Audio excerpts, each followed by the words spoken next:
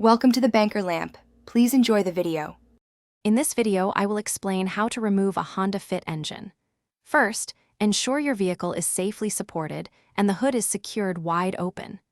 Begin by disconnecting the battery, always removing the negative cable first, then the positive. Next, you'll need to remove the air cleaner housing and the battery base to clear space.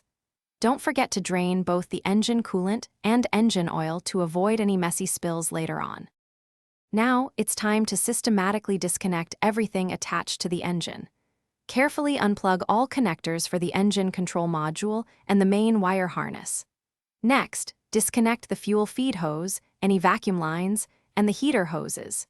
If your Fit has a manual transmission, you'll also need to remove the throttle cable and the shift cables, taking care not to bend them. With the smaller connections handled, remove the radiator for additional clearance.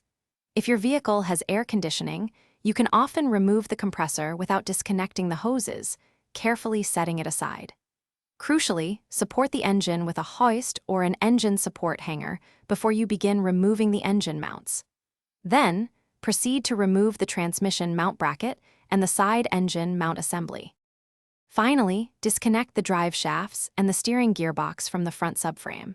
Carefully lower the front subframe and steering gearbox as one assembly. With everything disconnected and clear, slowly lower the engine and transmission from the vehicle. Double-check that all hoses and wiring are free before completely removing it. Remember to check the description below for a link to the Echo Dot and other great deals. Thanks for watching. If this was helpful, leave a like and consider subscribing. See you next time.